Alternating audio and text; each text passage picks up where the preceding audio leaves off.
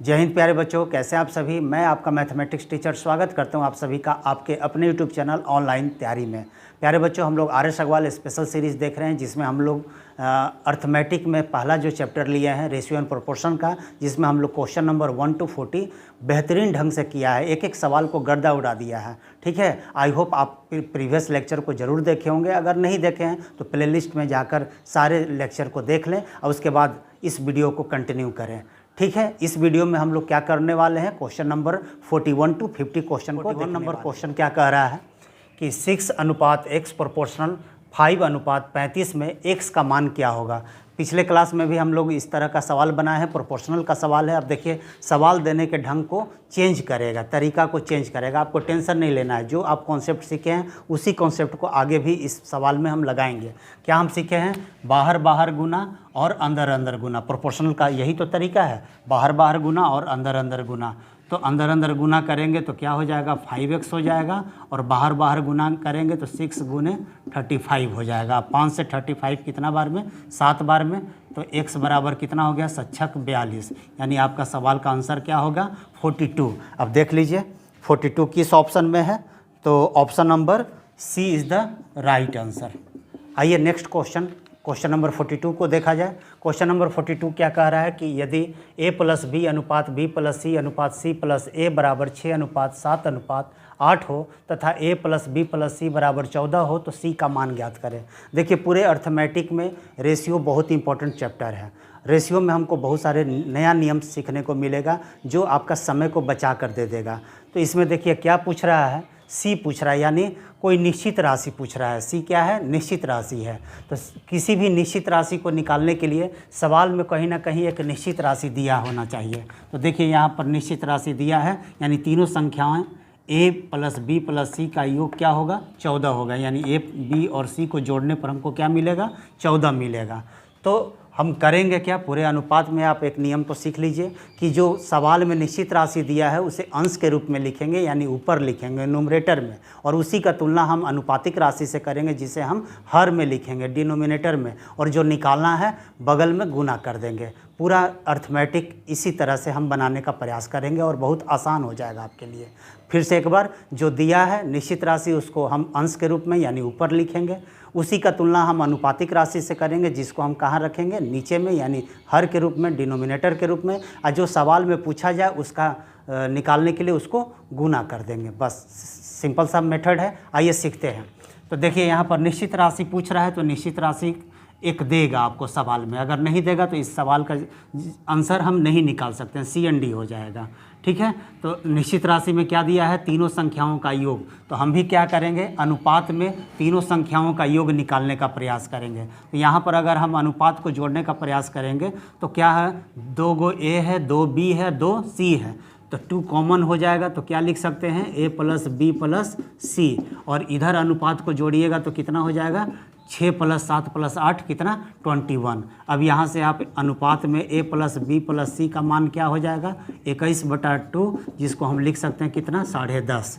ठीक है, लिखा जा सकता है। अब देखिए c पूछ रहा है तो हमको क्या निकालना होगा, दिया हुआ है आपका टोटल योग तीनों संख्याओं का कितना है, 14, और हम कहेंगे तीनों संख्याओं का अनुपात में क्या है, योग 21/2। अब निकालना है c, तो c का यहाँ अनुपात में कहीं वैल्यू नहीं दिया है, तो हम क्या करेंगे, c का अनुपात में वैल्यू निकालेंगे। तो c कैसे निकलेगा, तीनों संख्याओं का योग दिया हुआ है, इसमें से अगर हम c यानी a + b को घटा दें तो हमारा c का मान आ जाएगा। तो a + b + c का मान कितना है, 10.5, और इसमें से a + b का मान कितना है अनुपात में, 6। अब इसको घटाइएगा तो कितना हो जाएगा, 4.5। ठीक है, अब यही आपको निकालना है, यहाँ पर लिख दीजिए, c निकालना है, यानी 4.5 से मल्टीप्लाई कर देंगे। अब देखिए ये कटेगा, 7 दूनी 14, 7 तिहाई 21, और 3 से कटेगा 15 तिया 45, यानी 1.5 के रूप में कट जाएगा, और ये 2 दूनी 4 और गुने 1.5, यानी 15 चौका 60, यानी कितना आंसर हो जाएगा, 6, यानी सी का मान क्या हो जाएगा, 6। और देख लीजिए ऑप्शन में कितना में है, ऑप्शन नंबर ए में आपका राइट आंसर है। तो A is the right answer. आइए नेक्स्ट क्वेश्चन को देखते हैं, क्वेश्चन नंबर 43 को। क्वेश्चन नंबर 43 क्या कह रहा है कि 12, 14, 24 का चतुर्थ अनुपात क्या होगा, यानी फोर्थ टर्म क्या होगा। ठीक है, तो बहुत ही साधारण सवाल है, समानुपात का सवाल है ये। इसको लिखने का क्या तरीका होगा, जो पूछ रहा है चतुर्थ अनुपात पूछ रहा है तो इसको हम x मान लेंगे। तो इसको लिखेंगे 12:14 समानुपात 24:x। देखिए फोर्थ टर्म पूछ रहा है, समानुपात के फॉर्म में आ गया, पहले भी हम लोग प्रीवियस लेक्चर में देख चुके हैं। इसको क्या करेंगे, बाहर बाहर गुना करेंगे और अंदर अंदर गुना करेंगे। तो बाहर बाहर गुना करेंगे तो 12x हो जाएगा और अंदर अंदर गुना करेंगे तो 14 गुने 24 हो जाएगा। अब देखिए 12 से 24 कितना बार में, 2 बार में कैंसिल हो जाएगा, यानी x का मान 14 दूनी 28। लीजिए चतुर्थ अनुपात का वैल्यू क्या हो जाएगा, 28। यही आपका सवाल का आंसर हो जाएगा। देखिए ऑप्शन कितना में है, 28, ऑप्शन नंबर बी, यही आपका सवाल का सही जवाब होगा। बहुत आसान तरीका से चतुर्थ अनुपात पूछ रहा है, तो बस आप याद रखिएगा 4 टर्म अगर समानुपात है, ए बी सी और डी समानुपात कब कहलाएगा, जब ए अनुपात बी बराबर सी अनुपात डी हो जाएगा।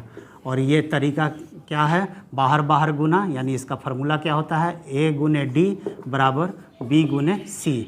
इसको याद रखिएगा और आपका सवाल विदिन सेकंड बन जाएगा। देखिए कितना आसानी से जो टर्म पूछेगा आगे चलकर कह देगा यहाँ पर x रख देगा, आगे चलकर तृतीय अनुपात पूछ देगा, आगे चलकर प्रथम अनुपात पूछेगा, तो जो पूछेगा वहाँ पर आप x रख दीजिएगा और बाकी जो नियम है बाहर बाहर गुना अंदर अंदर गुना, इस नियम को आप याद रखिएगा। आइए अब नेक्स्ट क्वेश्चन को देखते हैं। 44 क्वेश्चन कह रहा है कि 0.2, 0.12 तथा 0.3 का चतुर्थ अनुपाती क्या होगा। फिर से उसी तरह का सवाल आ गया। चतुर्थ अनुपाती का मतलब होता है फोर्थ टर्म क्या होगा। ठीक है, तो फोर्थ टर्म अगर लिखना है तो क्या लिखेंगे, 0.2 अपॉन 0.12 बराबर हो जाएगा 0.3 अपॉन x। यही चतुर्थ अनुपाती है, इसको हम नीचे मान लिए। अब क्रॉस मल्टीप्लिकेशन कर दीजिए तो 0.2 गुने x बराबर हो जाएगा 0.12 गुने 0.3। अब x का वैल्यू निकालना है, यही चतुर्थ अनुपात है, तो 0.12 इंटू 0.3 अपॉन क्या हो जाएगा 0.2। अब देखिए पॉइंट से पॉइंट कैंसिल हो गया, इसको 2 से काटिएगा 6 बार में और 2 अंक है, हो गया, यानी 0.06 गुने 2 करेंगे तो 0.12 आ जाएगा। अब क्या लिखेंगे, 6 गुने 3 कितना होता है, 6 या 18 और 2 अंक के बाद दशमलव, तो 2 अंक के बाद दशमलव यानी 0.18 आपका सवाल का सही जवाब होगा। ऑप्शन में कहाँ है, तो सी में है 0.18। Option number C is the right answer. देखिए कितना आसानी से हमारा कॉन्सेप्ट क्लियर है, तो कितना आसानी से सवाल बन जाता है। चलिए नेक्स्ट क्वेश्चन को देखते हैं, क्वेश्चन नंबर 45 को। क्वेश्चन नंबर 45 क्या कह रहा है कि 16 तथा 24 का तृतीयानुपाती क्या होगा। तो आइए इसको पहले बेसिक से समझते हैं। तृतीयानुपाती यानी थर्ड टर्म पूछ रहा है, तो क्या कैसे लिखेंगे, 16, 24 और थर्ड तृतीयानुपाती को हम क्या मान लेंगे, x मान लेंगे। अब इसको समानुपात के रूप में कैसे लिखा जाता है, तो 16/24 बराबर 24/x, यही समानुपाती हो गया। अब कटता है तो काट दीजिए, 8 दूनी 16 और 8 तियाई 24, 2 से कटेगा कितना बार में, 12 बार में, यानी x का मान कितना हो गया, 12 तिया 36, यानी तृतीयानुपाती आपका कितना आ गया, 36। आइए इसी सवाल को दूसरे तरीक़ा से देखते हैं। एक आपको फार्मूला याद रख लेना है सेकंड मेथड में, क्या है, a एवं b का तृतीयानुपाती थर्ड टर्म है ना, बराबर होता है b²/a। ठीक है, a क्या है, फर्स्ट टर्म है, b क्या है, सेकंड टर्म, और तृतीयानुपाती यानी थर्ड टर्म पूछ रहा है, तो क्या करेंगे, सेकंड टर्म का स्क्वायर करेंगे और डिवाइड किससे करेंगे, फर्स्ट टर्म से। अब देखिए इसी पर ये सवाल बन जाएगा आपका, इसको आप थोड़ा सा याद रखिएगा तो आप तुरंत बना लीजिएगा, ठीक ना। a और b का तृतीयानुपाती का फार्मूला क्या हो गया, b²/a, यानी सेकंड टर्म जो है उसका स्क्वायर कर देंगे, 2 बार गुना कर देंगे और उसको भागा किससे देंगे, फर्स्ट टर्म से। आइए इसी पर इस सवाल को बनाते हैं। तो ये a है, 16 क्या है, ये a है, और 24 क्या है, b है। तो b का स्क्वायर यानी कितना हो गया, 24 गुने 24 और डिवाइड किससे करेंगे, 16 से। अब देखिए 8 दूनी 16, 8 तिहाई 24, ये कटेगा 12 बार में, 12 दूनी 24, अब 12 तिया 36, यानी तृतीयानुपाती कितना आ गया 36। यही सवाल यहाँ यही आंसर यहाँ भी आया था, देखिए 36। तो कोई भी मेथड को आप एडॉप्ट कर सकते हैं, कोई दिक्कत नहीं है, लेकिन इसको थोड़ा सा याद रखिएगा तो समय बचा कर दे देगा। ए एवं बी का तृतीयानुपाती क्या होता है, B square by A, B square by A. 2-4 बार बनाइएगा, 2-4 बार याद कीजिएगा, आपको याद हो जाएगा। मैथ में रटना नहीं है, जितना बार आप सवाल बनाइएगा ये सब सवाल खूब मिलेगा, तो आपको बार बार फार्मूला जब यूज कीजिएगा तो आपको याद हो जाएगा। तो आई होप समझ में आ रहा होगा, बेहतर तरीक़ा से समझ में आ रहा होगा। ठीक है, समझाने का बहुत आसान भाषा में मेरा प्रयास है कि आपको मैथ समझ में आ जाए। जिनको मैथ से डर लगता है उनको भी अब मैथ में डर धीरे धीरे खत्म। आइए नेक्स्ट क्वेश्चन को देखा जाए। Question number 46। क्वेश्चन नंबर 46 क्या कह रहा है, 6 तथा 54 के बीच मध्यानुपाती मीन प्रोपोर्शन क्या होगा। तो देखिए 6 तथा 14 के बीच मीन प्रोपोर्शन अगर बेसिक से बनाया जाए तो क्या लिखेंगे, मीन प्रोपोर्शन मतलब 6 और 54 के बीच में, तो इसको क्या लिखेंगे, मान लीजिए 6 है, x है, 54 है, देखिए बीच में आ गया। जो पूछेगा उसको तृतीयानुपाती पूछ रहा था तो हम यहाँ रख दे रहे थे x को, मध्यानुपाती पूछ रहा है यानी मीन प्रोपोर्शन पूछ रहा है तो बीच में हम रख देंगे, और जैसे समानुपात बनाते हैं वैसे बना लेंगे। 6/x बराबर हो जाएगा x/54। अब यहाँ से सॉल्व कीजिएगा तो x गुने x स्क्वायर हो जाएगा, और यहाँ 6 गुने कितना हो जाएगा 54। इसको सॉल्व कीजिएगा तो कितना हो जाएगा 324, और x बराबर क्या हो गया √324। और सब कोई जानता है कि 324 का वर्गमूल क्या होता है 18, यानी आपका मध्यानुपाती का वैल्यू कितना हो गया 18। और देखिए ऑप्शन में है क्या 18, तो 46 सवाल नंबर है, 18 किस में है, option number D is the right answer. आइए इसी सवाल को सेकंड मेथड से देखते हैं। आपको थोड़ा सा याद अगर आता है तो एक फार्मूला याद कर लीजिएगा, क्या, ए और बी का मध्यानुपाती यानी मीन प्रोपोर्शन का वैल्यू क्या होता है, फार्मूला क्या होता है √AB। अब ये फार्मूला अगर आपको याद है तो इसमें सेकंड भी नहीं लगेगा, तुरंत आप बना लीजिएगा। क्या पूछ रहा है 6 तथा 54 के बीच मध्यानुपाती, देखिए इसी पैटर्न पर है तो हम डायरेक्ट क्या पूछ रहा है मध्यानुपाती, तो √AB। ए के जगह पर क्या है 6 और बी के जगह पर क्या है 54। अब इन दोनों को गुना कीजिएगा तो 6 चौका 24 हो गया, और 6 पचे 30 और 2 32। अब देखिए कौन नहीं जानता है कि 324 का वर्गमूल कितना होता है 18, यानी तृतीयानुपाती, यानी जो आंसर है वो कितना होगा 18। 18 किस ऑप्शन में है, तो डी में है, तो D is the right answer. आइए नेक्स्ट क्वेश्चन को देखा जाए। क्वेश्चन नंबर 47 क्या कहता है कि 0.02 तथा 0.32 के बीच मध्यानुपाती मीन प्रोपोर्शन क्या होगा। पिछला ही सवाल के जैसा फिर से पूछ दिया। मीन प्रोपोर्शन यानी मध्यानुपाती बराबर होता है √AB। तो क्या लिखेंगे, ए के जगह पर कितना है 0.02 और बी के जगह पर कितना है 0.32। दोनों को क्या करेंगे, आपस में गुना करेंगे। तो गुना कीजिएगा तो 32 दूनी 64, बाहर निकलेगा तो कितना हो जाएगा 8। 8 का स्क्वायर होता है कितना 64, ठीक है। और अंदर में कितना पॉइंट है 2 और 2 4 अंक के बाद पॉइंट है, 4 अंक तक पॉइंट है, तो बाहर निकलेगा तो 2 अंक के बाद लग जाएगा, यानी क्या आंसर हो जाएगा 0.08। और देखिए यही सवाल का आपका आंसर हो जाएगा ऑप्शन नंबर 47 में कितना है डी में 0.08। तो option number D is the right answer. देखिए कितना आसानी से हम लोग सवाल को बना पा रहे हैं। मध्यानुपाती पूछेगा, मीन प्रोपोर्शन पूछेगा तो √AB, तृतीयानुपाती पूछेगा तो क्या लिखेंगे B²/A। ये सब जो बीच बीच में हम फार्मूला दे रहे हैं आपको समय बचा कर दे देगा। अगर आपको परीक्षा में सवाल आ गया और फार्मूला आपको याद है तो आप डायरेक्ट बना सकते हैं। अगर नहीं भी याद है फिर भी हम पिछले क्वेश्चन में आपको ट्रेडिशनल मेथड से बताया है, ठीक है। आइए नेक्स्ट क्वेश्चन को देखा जाए। क्वेश्चन नंबर 48 क्या कह रहा है कि क्वेश्चन नंबर 48 कह रहा है कि 7:13 के प्रत्येक पद में छोटी से छोटी कौन सी संख्या जोड़ी जाए कि नई संख्याएं 2:3 के अनुपात में हो जाए। देखिए इसको बहुत ही आसान सवाल होता है और इसको हम लोग जनरली ऑप्शन के सहारा से बनाते हैं, लेकिन आइए पहले बेसिक से हम लोग सीख लेते हैं। कह रहा है कि प्रत्येक पद में छोटी से छोटी संख्या क्या जोड़ी जाए, ठीक है। तो मान लिया क्या जोड़ा जाए x, तो 7/13 लिख सकते हैं। और इसमें हम प्रत्येक पद में कितना जोड़ रहे हैं x जोड़ रहे हैं तो नई संख्याएं का अनुपात क्या हो जाएगा 2/3। ठीक है, अब इसको सॉल्व कर दीजिए। 3 का गुना कीजिएगा 7 + x से, तो 7 × 3 = 21 + 3x हो गया, और इधर गुना कीजिएगा तो 13 दूनी 26 + 2x। अब 2x को इधर लाइएगा, 3x में से घटेगा x हो गया, और 26 - 21 कितना हो गया 5, यानी x का मान क्या हो गया 5। और x हम क्या माने थे कि कौन सी संख्या जोड़ी जाए, यानी छोटी से छोटी कौन सी संख्या जोड़ी जाए, तो 5 जोड़ा जाएगा किसमें 7/13 के प्रत्येक पद में, तो क्या मिल जाएगा 2/3, यानी आपका आंसर क्या हो जाएगा 5। ऑप्शन देख लीजिए कितना में है, ऑप्शन नंबर डी में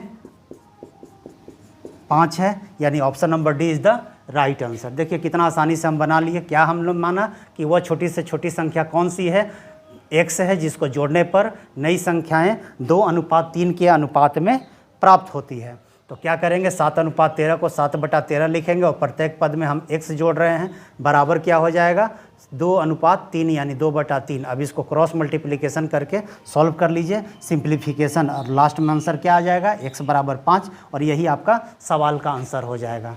आई होप आपको समझ में आ रहा होगा। ठीक है, बेहतरीन तरीके से बताने का प्रयास कर रहे हैं। आइए क्वेश्चन नंबर 48 को फिर से देखा जाए। क्वेश्चन नंबर 48 को पिछले जो तरीका था वो ट्रेडिशनल मेथड है, उसमें x मानकर हमने बनाया, और उसी को हम ऑप्शन से कैसे बनाएंगे आइए सीखते हैं। बहुत ही ज़रूरी है, क्योंकि इससे आपका क्या होगा, समय बच जाएगा। ठीक है, तो 7/13 है। अब इसमें प्रत्येक में क्या जोड़ा जाए, मान लीजिए 1 जोड़ा, तो 1 जोड़िएगा, यहाँ भी 1, तो कितना हो गया 7 × 1 = 8, और 13 × 1 = 14, काटिएगा तो कितना हो जाएगा 2 से कटेगा, 4 दूनी 8, 7 दूनी 14। देखिए तो क्या 2/3 आ रहा है, तो नहीं आ रहा है, तो ऑप्शन नंबर ए क्या होगा, गलत जवाब हो जाएगा। अब इसमें क्या जोड़ेंगे, ऑप्शन को धीरे धीरे चेक करेंगे, 2 रखेंगे फिर 3 रखेंगे। हमें मालूम है कि option number D is the right answer. तो आइए डायरेक्ट हम 5 को ऐड कर देते हैं। ठीक है, और ये पूरा का पूरा हटा दें, तो 5 जोड़िएगा तो 7 × 5 कितना होता है 12, और 13 × 5 कितना होता है 18। अब देखिए 6 दूनी 12, 6 × 3 = 18, कितना आ गया 2/3। यही तो कह रहा है कि 2/3 के अनुपात में हो, यानी हमारा रिक्वायर्ड आंसर क्या हो जाएगा, option number D 5 is the right answer. समझ में आया ऑप्शन का कैसे हम प्रयोग करेंगे। चलिए देखते हैं नेक्स्ट क्वेश्चन को। 49 क्वेश्चन क्या कह रहा है कि 3/5 के प्रत्येक पद में छोटी से छोटी कौन सी संख्या जोड़ें कि नई संख्याएं 3/4 के अनुपात में हो। फिर से वही सवाल है, आइए पहले बेसिक से बना लें। क्या बोल रहा है, मान लीजिए कि क्या जोड़ा जाए, तो छोटी से छोटी कौन सी संख्या x जोड़ा जाए। क्या जोड़ा जाए, x जोड़ा जाए। ठीक है, तो क्या लिखेंगे 3/5 को 3/5, और प्रत्येक पद में हम x जोड़ रहे हैं। ठीक है, तो क्या आना चाहिए 3/4। अब इसको सॉल्व कर दीजिए, बहुत आसान समीकरण बन गया। 4 से करेंगे ऊपर वाले को गुना, तो 4 × 3 = 12 + 4x बराबर हो जाएगा 3, 5 × 3 = 15 + 3x। अब 4x में से 3x गया x हो गया, अब 15 में से 12 गया कितना हो गया 3।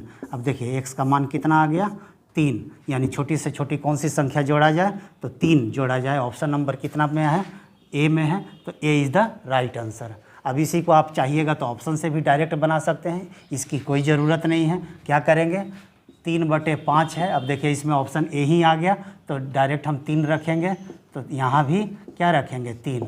अब 3 3 जोड़ेंगे तो 6 हो गया, और 5 3 जोड़ेंगे तो 8 हो गया। अब इसको सॉल्व कीजिए, तो दोनों में क्या कॉमन है, 2 कॉमन है, 3 दूनी 6, 4 दूनी 8। तो देखिए आपका आंसर आ गया 3/4। 3/4 को हम लोग लिख सकते हैं 3/4। तो हमारा राइट आंसर क्या हो जाएगा, option number A is the right answer 3। Book में जो है ऑप्शन नंबर ए में 13 दिया हुआ है, तो आप उसको सुधार लीजिएगा। अगर क्वेश्चन को हम सही मानते हैं तो ऑप्शन क्या हो जाएगा 3 is the right answer. Clear है। आप आइए आज का हम लोग अंतिम क्वेश्चन को देखते हैं, क्वेश्चन नंबर 50 को। क्वेश्चन नंबर 50 भी वही टाइप है जो कि हम पीछे डिस्कस किए 48 और 49 में। आइए फिर से इस सवाल को बनाते हैं। सवाल कह रहा है कि 15/19 के प्रत्येक पद में क्या घटाया जाए कि नई संख्याएं 3/4 के अनुपात में आए। वहाँ क्या था जोड़ना, और यहाँ क्या दिया है घटाना। तो कुछ नहीं, मान लेंगे कि प्रत्येक पद में हम क्या घटा रहे हैं x, तो 15/19 को लिख सकते हैं 15/19, और प्रत्येक पद में क्या घटा रहे हैं x, तो x घटा देंगे तो इसका क्या रिजल्ट आ जाएगा, नई संख्याओं का अनुपात 3/4 हो जाएगा। अब सॉल्व कर दीजिए, तो 15 × 4 = 60 हो गया, 4x हो गया, और ये गुना कीजिएगा तो 19 तिया 57 माइनस 3x।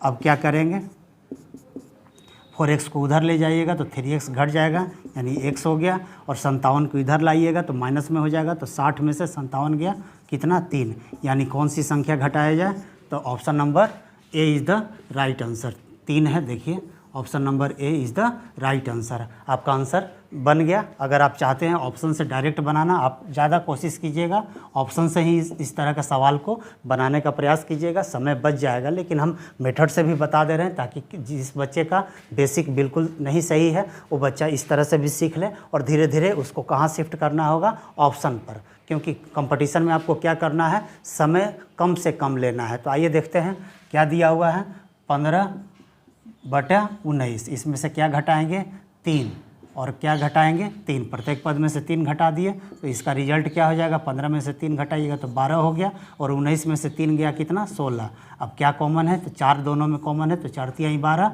और 4 चौका 16, यानी देखिए 3/4। यही तो कह रहा है कि नई संख्याओं का अनुपात क्या होना चाहिए, 3:4। तो देखिए 3/4, 3:4 आ गया, यानी option number A is the right answer. तो इस तरह का सवाल जब भी आपके परीक्षा में आए तो आप क्या कीजिएगा, ऑप्शन का सहारा लेकर बना लीजिएगा, option is the best method. Clear है। चलिए आज के लिए इतना ही, क्वेश्चन नंबर 50 तक हम लोग कर लिए। एक एक सवाल का सॉल्यूशन मैंने बता रखा है, बेसिक से लेकर परीक्षा में कैसे सवाल को लगाना है, सारा अप्रोच आपको बता रहा हूँ। प्लीज़ आप एक बार 2 बार जाकर लेक्चर को ज़रूर दोहराइएगा और खुद से सवाल को बनाइएगा। जब तक आप सवाल को खुद से नहीं बनाइएगा, वीडियो केवल देखिएगा, तो आप में कोई इम्प्रूवमेंट नहीं होने वाला है।